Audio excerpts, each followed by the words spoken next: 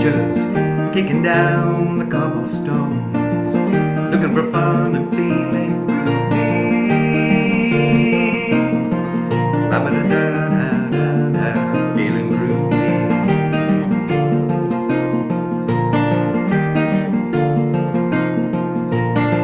Hello lamppost, what you know?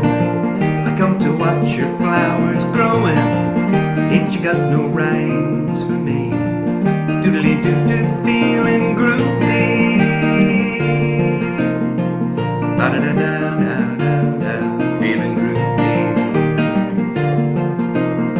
I got no deeds to do, no promises to keep. I'm dappered and drowsy and ready to sleep. Let the morning time drop all its petals on me. Life, I love you, all is groovy. Ba-da-da-da-da-da-da, feeling groovy.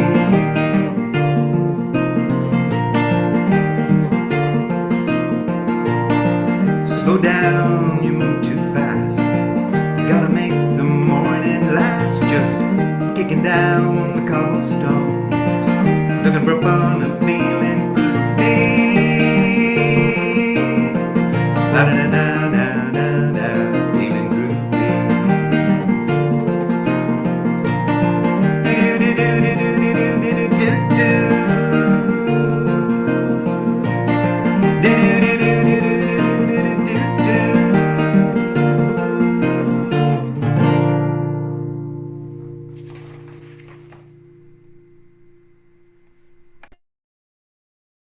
So thank you so much for that, Liam.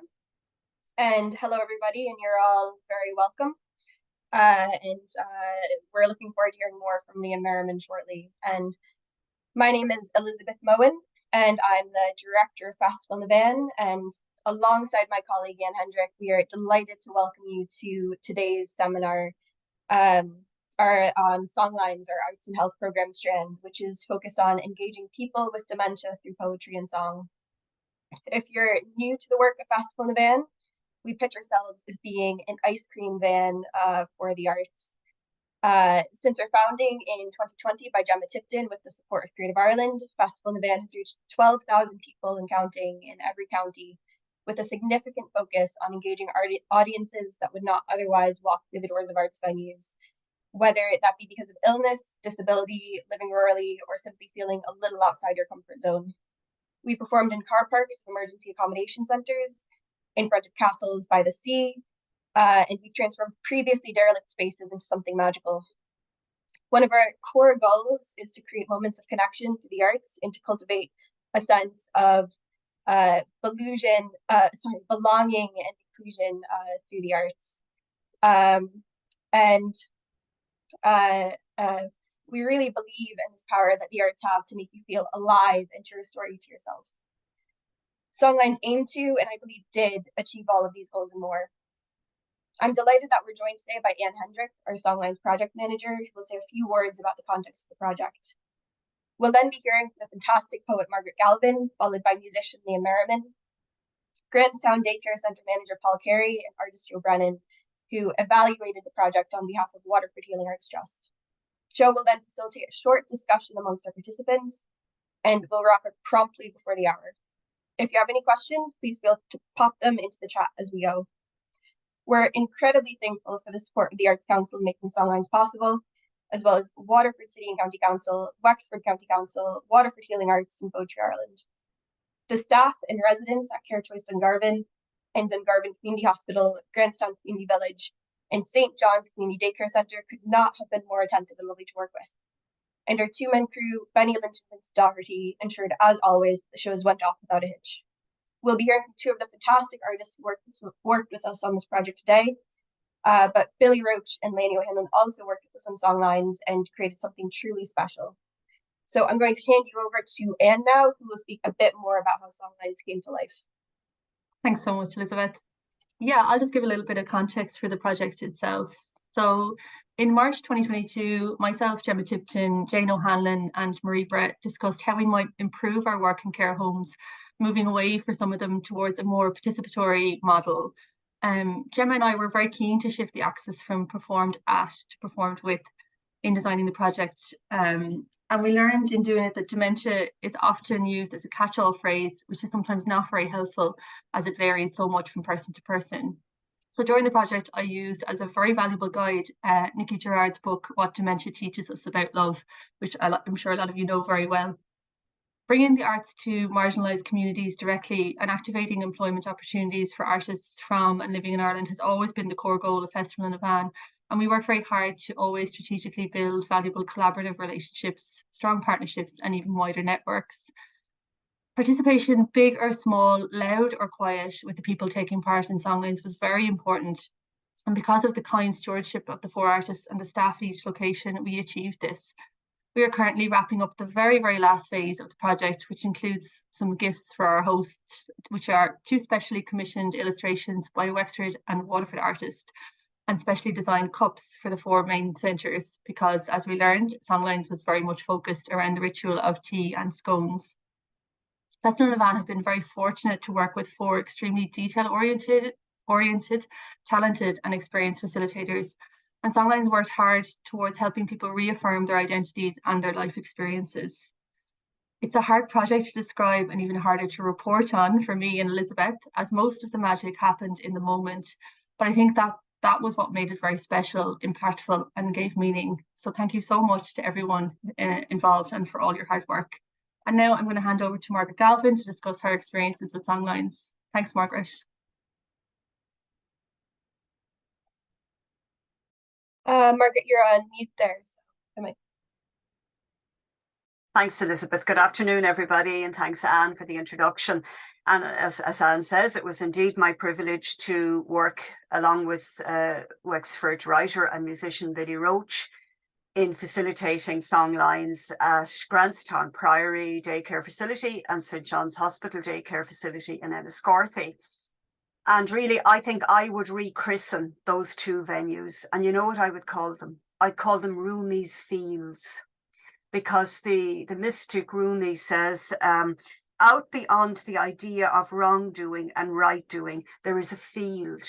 I will meet you there, you know?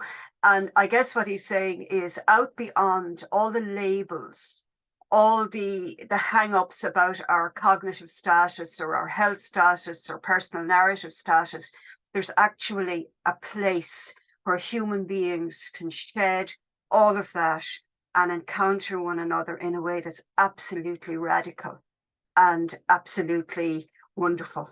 And indeed, you know, Songlines really was that kind of experience. I guess I went into it thinking, you know, following the brief to reintroduce, reconnect people with cognitive impairment with the poetry they may have remembered from school or from other epochs in their life. You know, and I drew on, I suppose, everything. It was a harvest time for me.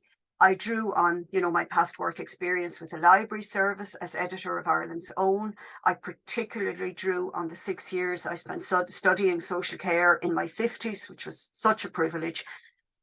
But very quickly I discovered that, you know, coming armed with the books wasn't it at all, you know, that there'd be some little mouse's tail of an idea might circulate, or, you know, maybe a quiet person would start to move the lips at some little idea we were talking about, and a whole organic world was there for us to tap into as co-creators.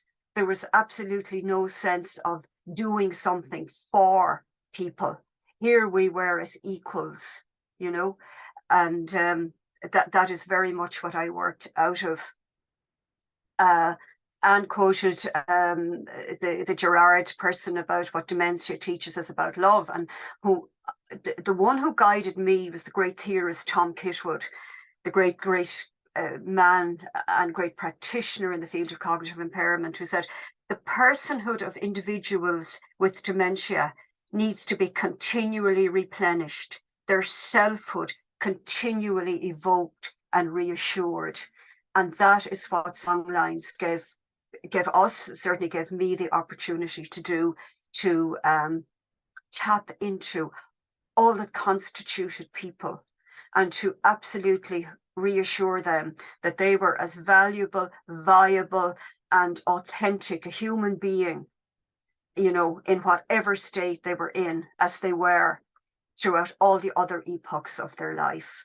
So we had 3 workshops, many memorable moments, you know, Billy swinging into Hello Dolly, and, you know, the people in receipt of care. And I'm slow to say the older people, because I'm very aware they're my contemporaries. And I think that was a really interesting thing as well, you know, for the equality of engagement.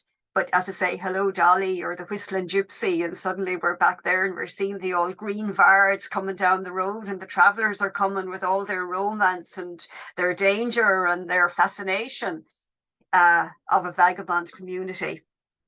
It was a really inclusive project. I know there's a lot kind of from the teeth out now talked about inclusion, but here was, you know, and the funders, the stakeholders are to be so complimented to really have invested in a project that really was extremely inclusive. And one thing that really brought that home to me, well, several things did, but when we had our workshops completed and we were getting the performance together, you know, and the stakeholders were coming to, you know, to enjoy it as well, the elders really stepped up to the plate. You know, they knew, they had a real sense of what was happening, I'll tell you, in the church for Grantstown, and utilising the van, the wonderful Wonderly wagon, you know, or the fit-ups of the 1950s that had that feel when Benny and Vincent trundled into the yard, you know.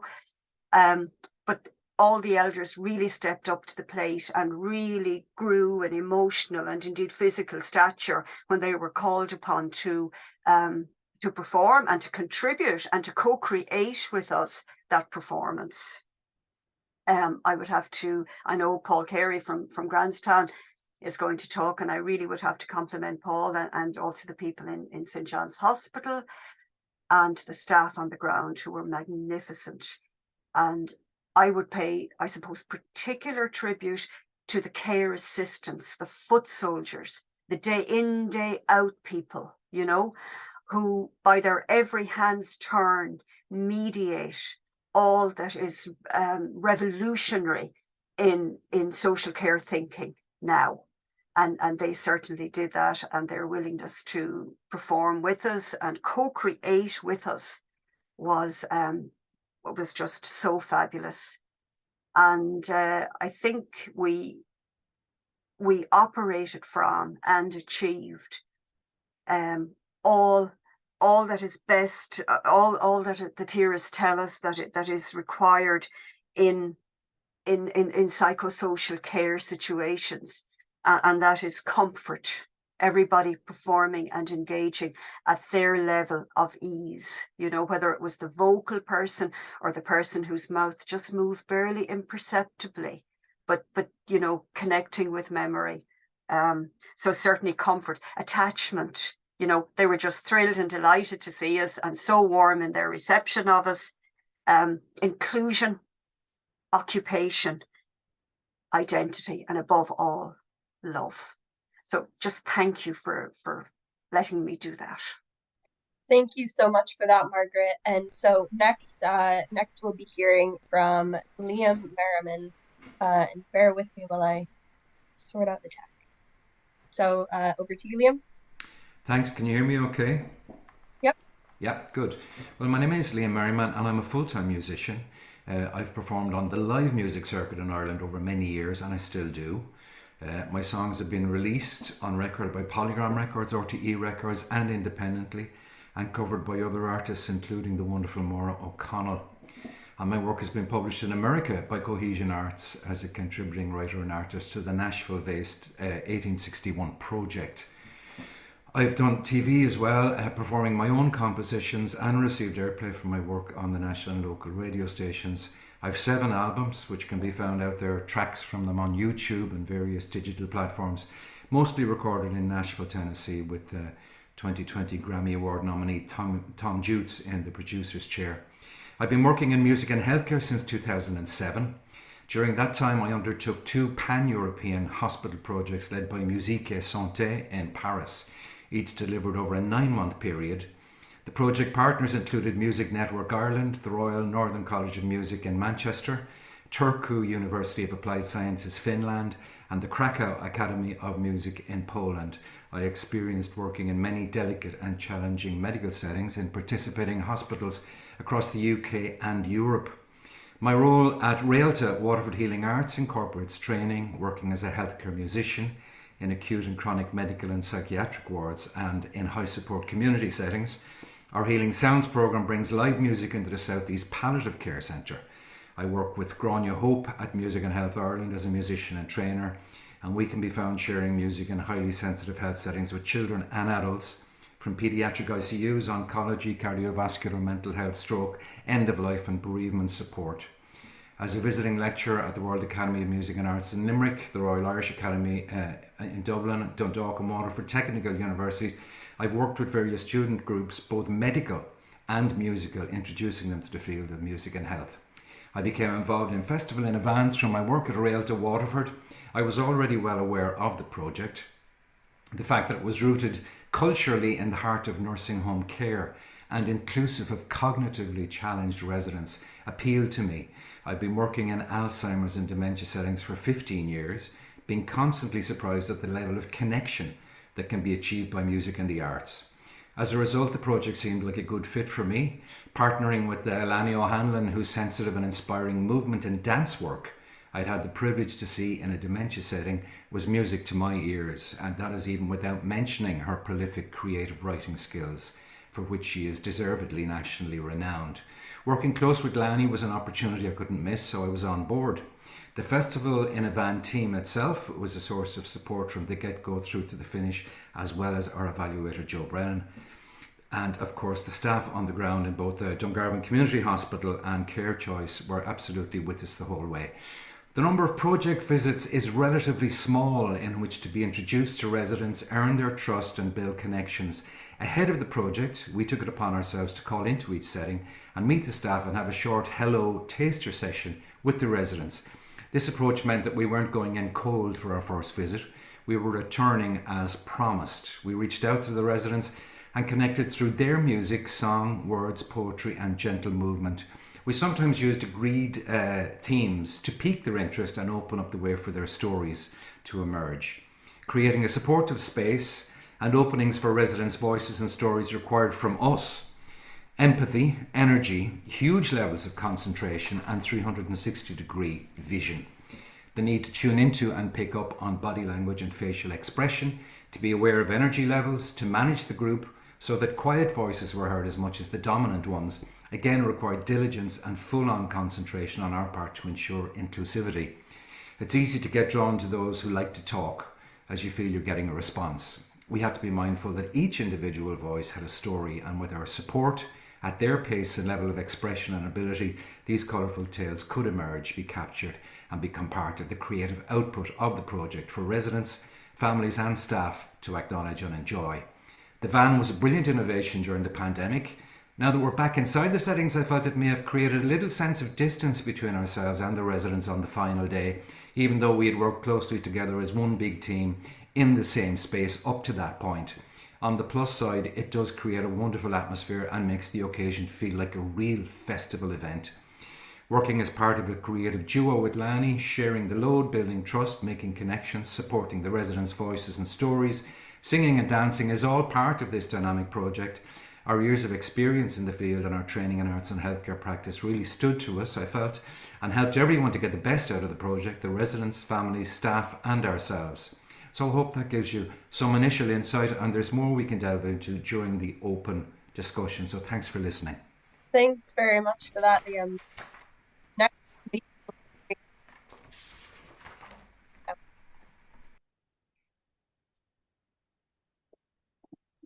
Hello, good afternoon. Paul Carey is my name. I'm the General Manager at Grantstown Daycare Centre in Wellington Bridge. At Grantstown, we have a voluntary housing scheme. We have 25 houses that we rent to seniors in the community. We have a daycare centre which operates Monday to Thursday, and we have about 30 people coming to Grantstown. We transport them in from their home to Grantstown in the morning with our transport. They are with us for morning activities, and then they have a full lunch with us during the day in our restaurant. We have a full kitchen that supports Grantstown, and then they go back to the daycare area for afternoon activities. And we take them home then at around 2:45 in the afternoon. So that happens Monday to Thursday, our daycare activity. Once a month, we have a new service which happens on the first Friday of every month, and that is our dementia pop-up dementia cafe. And I'll touch on that in the context of Songlines now in a minute. And then the final part of our service is our Meals on Wheels service out to the local community from our kitchen here at Grantstown. And that's 4 days a week during the week, Monday to Thursday. Songlines came as an opportunity for one of our activities at Grantstown. And I started working in Grantstown as general manager last February. So I was new in the space of managing the facilities here at Grantstown, and we got our first phone call inquiry about Songlines, and I said yes, love to do that, and wasn't really too sure what to expect. As our preparation came around towards our first event, I met Margaret Galvin, who was leading our workshop session along with Billy Roche, and then the first workshop day arrived, and it really, the magic unfolded. Anne Hendrick used the word magic in her introduction about explaining about Songlines, and certainly the magic unfolded when our workshop session started, and it just opened up opportunities. It opened up excitement and energy amongst our clients using Grantstown, and it left them with anticipation, when was the next workshop? And I suppose coming away from that first workshop, it sort of set the tone and it set the agenda for the following two workshops that Margaret led. And it was very exciting. Everybody was excited. Our staff were energized by it. Our clients were energized by it. And indeed, our residents, not all of our residents would attend Grantstown, but there were people eager to join in. When is the next workshop? We've heard about the workshop, and so that was certainly a big highlight for us. And as the workshop sessions went on, we then started to hear about Festival in a Van would be coming to stage the performance day at the end. And again, there was a sort of an expectation of not really knowing exactly what to expect. And when that performance day came around, Margaret had prepared nearly a trial with all of the clients who were going to participate, and put our program together around the performance day during that last workshop visit. And then Festival in a Van turned up on the day. They provided all of the sound that was needed. They provided all of the lighting. There was a technician on board and who looked after all of the technical aspects, and a driver that was with them. So it rolled up, it rolled in. We have a venue here at Grantstown, which is the former Augustinian church at Grantstown, and it provided an absolute magnificent performance space for our performance day. And it was a very, very special event. We had a lot of visitors who attended the performance day, some relations of our clients and family members and carers, and it was, the afterglow that was left from the performance day was really special, and certainly delivered on excitement. It delivered the anticipation that people had about it, and it left a glow that we certainly hope we can recreate again with Songlines in the future. And that's a little flavour for what happened at Grantstown when Margaret and Billy Roche were introduced to us, and it was a wonderful experience. Thank Thank you you. much for that, Paul. So I am going to bring on stage now Joe Brennan, the artist who evaluated the project. And Joe will speak for a few minutes, and then he will facilitate a discussion amongst all of the participants that you've heard so far. So take it away, Joe. Great. Thanks, Elizabeth. Hi, my name is Joe Brennan, and as Elizabeth said, I was evaluating or reflecting on the experience as an observer, which is a challenge in itself when evaluation comes to projects like this. It's and particularly in the short space, it's not empirical, but there is value in looking at it. And I think there was some insights gained from that experience. My own background is that I'm a storyteller and a writer, and I've been facilitating projects for over 20 years.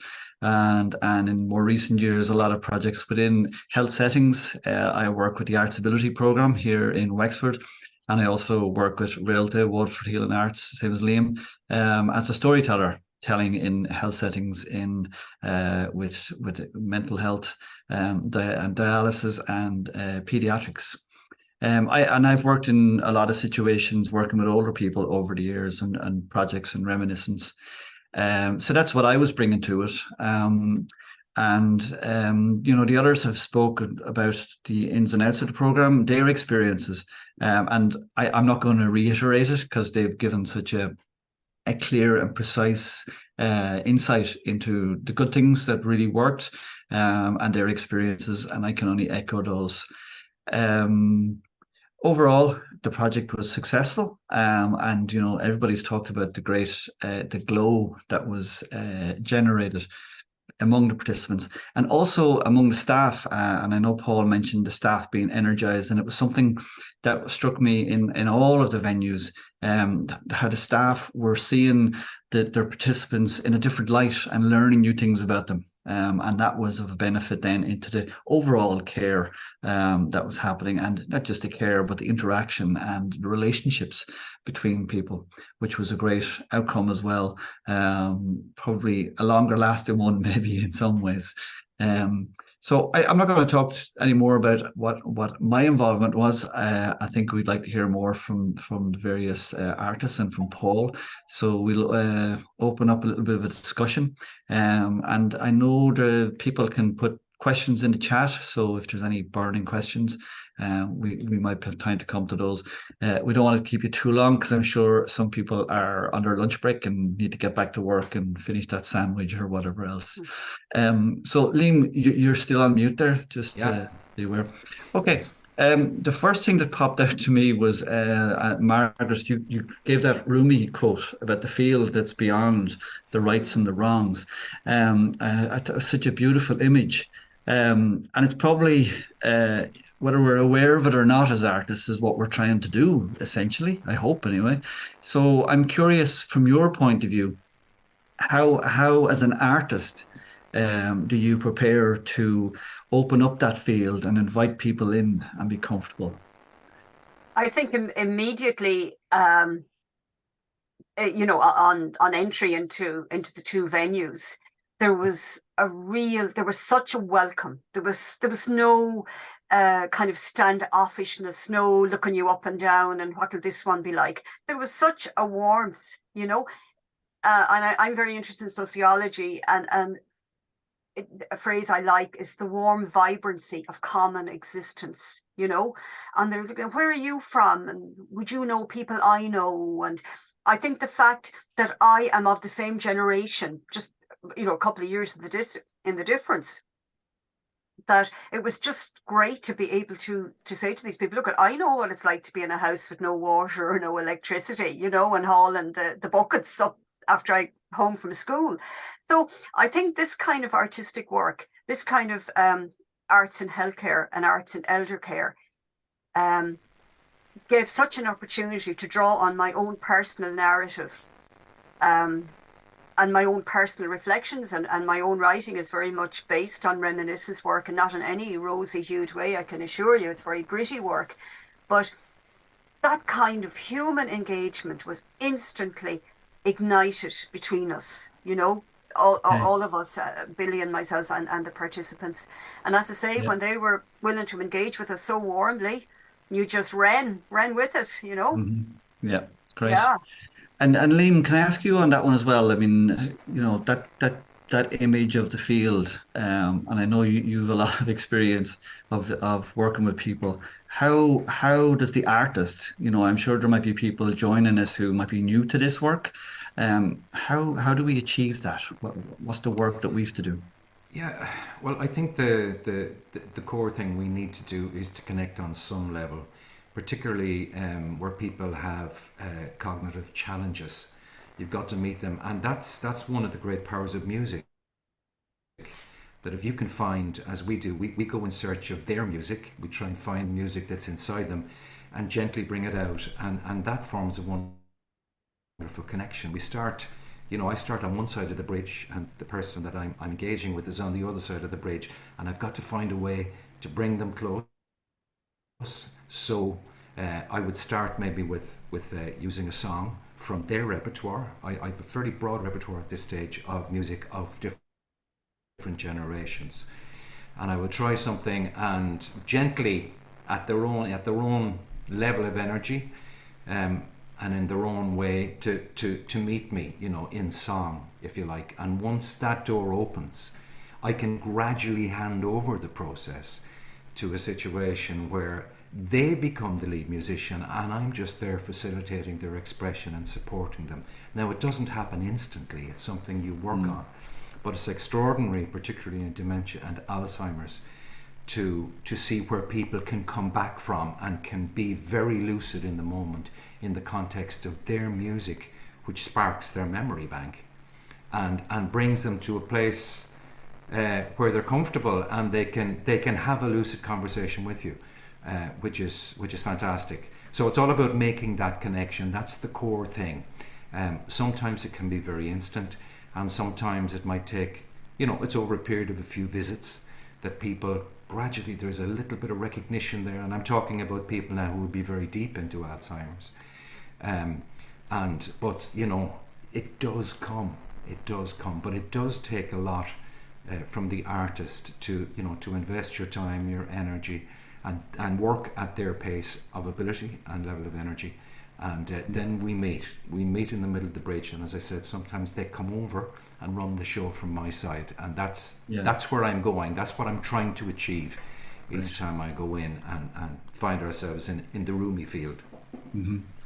And Paul, just you know, from the point of view of the facility and running a facility and your staff, and I mean, like, I know Grantstown, I've been a few times, and there's great staff as in all the areas.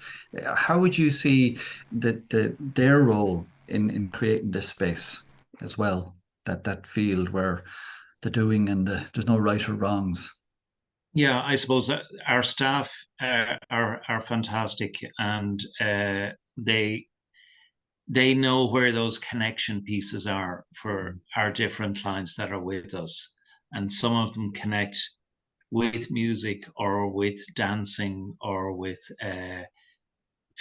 maybe a quiz. Amazingly, you know, suddenly a question is put out and you get surprised by the person who knows the answer to that question. Now there's the fun questions where they all know it and they have a little competition amongst themselves, but you constantly get surprised by connections that are awakened.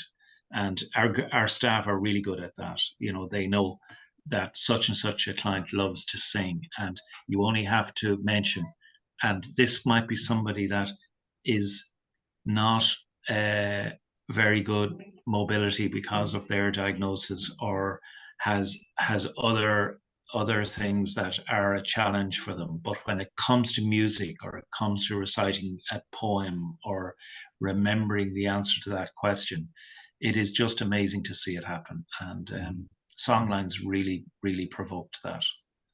Right. Yeah, I wanted to come back to the idea of repertoire for both you, Liam, and Margaret. And it was interesting, Margaret, you talked the closer you get in the age group, we're all finding ourselves like that. I just recall I was working with social care students in Sligo IT for a number of years, doing storytelling and reminiscence, and trying to get it across. And they were young, There was some of them a bit more mature, and they were able to get into it easier. So where do you start with repertoire? Like Liam, you talk about the array of music. Margaret, I don't know how it was for you. I know you went in with the poetry, and maybe that didn't quite work. Yeah. But you came with your own work, as you say, Yeah. which is Absolutely. of that age. Yeah. Yeah. As I said initially, the brief was, the hope was, the broad outline, postulated that we would connect people with the poetry, the music from various epochs of their lives. And I went in with this notion that people in cognitive impairment remember very well things they learned by Roche, and they always say the poems that you learned as a child, or the prayers, certainly, right? So, on the first day, sort of chatting to people before our session started, and do you remember that you learned in school, and got a few nursery rhymes going, and then I got some pretty, spiky comments about, you don't talk to me about school, pretty salty language. And I was very respectful of, because I would remember, from my own childhood and corporal punishment and all this barbarity that a lot of people were exposed to. So, here I was with all my textbooks, Joe, and this great series of books by Thomas F. Walsh, retired principal, who a real, labour of love, has brought out numerous books on the poems we learned in school. And I love them myself, because I remember my mother reciting them. And similarly, I got a lot of material from retired teachers from, earlier epochs again. And suddenly I was there thinking, good Lord, maybe this isn't, like proof rock, this is not it at all, Yeah. And Billy swung into the Whistling Gypsy, right? So that gave a great opportunity then, opened up. Who came to your door, Because those people too would have, lived at a time when there wasn't transport. So therefore, someone coming to your door, the postman, a beggar man, big premium on all the news the beggars would carry, the travellers, and also a figure that Brian Friel has written about, the Indian or the Pakistani who came with his suitcase full of coloured scraps of exotica, and suddenly they're all the buzz in the room, and one particular lady who was very deep in Alzheimer's kept reiterating about how kind the people of Rathangan always were to the travellers, and that became a real link in with her then, and I would repeat it several times in the session, because kindness and warmth is really at the heart of so much of the poetry that I was trying to evoke for them, So the textbooks, I thought now that these were going to be of great value. They were very limited value as it transpired, but they were a hook, there were bits here and there that certainly did, And of course, in another context, they could have worked. Oh, for sure, yeah, and it's very important that they're there. It's an important canon, and well done to the people who've gathered them. It is very important. But I think in terms of the whole thing of repertoire, you had a repertoire of your own that you were easily able to dip into. Yeah, and I for sure, and I had no concept going in on day one that would be called on, and I was really so pleased when that did happen. That was really a moment of revelation. Yeah. Okay. And Liam, your own thoughts on this whole thing of repertoire, and have you ever been caught out without a song? I doubt it. Well, what you do, I mean, you get very specific requests to sing a particular song or whatever, and like we're not a jukebox, so you don't have them all. But you'll find something related. If somebody likes Joe Dolan, they probably like Dickie Rock. If somebody likes the Beatles, they probably like the Rolling Stones. So once you go into the era, you'll find something. But most of the repertoire, particularly for the later years, I have picked up over the years from the residents themselves that I've worked with. From suggestions, and you go home and you do your homework. You learn some of their songs. And we would try. I mean, there's the obvious, Molly Malone, Daisy Daisy. We try and avoid that because there's thousands of other songs from the same era that everybody was as connected to. so we don't have to go with the same old, same old. So, and it's amazing when you sing a song like that from the 50s, the 60s, or the 40s that maybe somebody hasn't heard for 40 years. Instantly the brain kicks in and they will sing with you every verse. So it's all in there. That's the great thing about the brain and music. The section of the brain that holds the music in that is right through it. Is the last part to go, if you like, in terms of the challenges of Alzheimer's. So it's a great way to connect. But normally, I mean, I would know somebody's name and just the age profile, and based on that, I would offer a song. And once you connect in musically, it goes on from there, because if you sing one song, they will suggest another, or they'll start singing another, and that could be anything. I mean, last night working with people, one gentleman in the hospital, he asked me to sing. He wanted to sing some hymns because he felt his medicine and that and his care and he was getting through. He was getting through his illness, and he wanted to thank God, And in the next, and we sang a couple of beautiful hymns with him. And in the next drum, somebody wants the Beatles, and in the next drum, somebody wanted Dire Straits. So it's about finding where the people are at and trying to find the music to connect with them and to just give them that little bit of escape or relief or support or expression.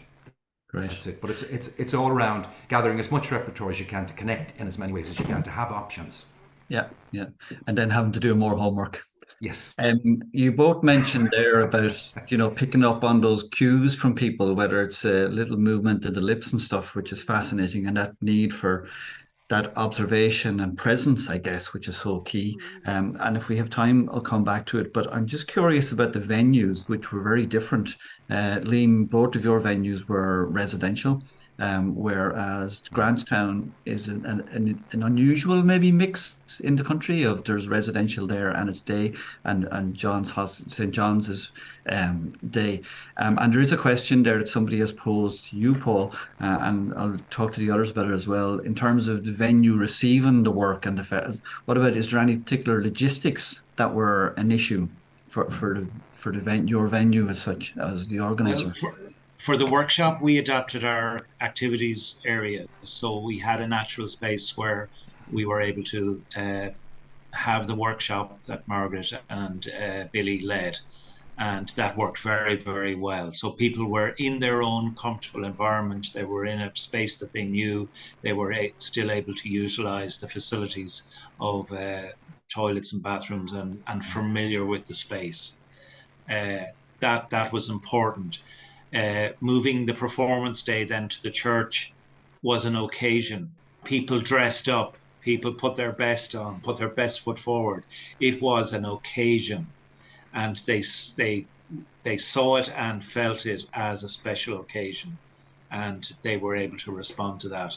Now, we're fortunate in Grantstown that we had that venue as a facility. I mean, when we were talking about the festival in the van model, we were debating whether we would try and do it outside, but the logistics of moving people and then providing a safe space for them, and then obviously facilities around that obviously came into play. So the fact that we had the church venue, which was an ideal performance location where a festival event could set up. And we walked in that morning, the lads had already arrived, the crew, the setup was underway. And when we walked into our space, it was transformed. It was amazing. Yeah, absolutely.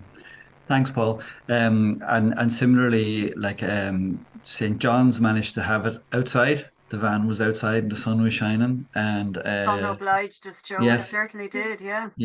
Dungarvan in the community hospital, we stayed indoors because it was really cold outside. You couldn't have older people sitting in the cold. Whereas then in the afternoon, at the Care Choice, we were able to be outside.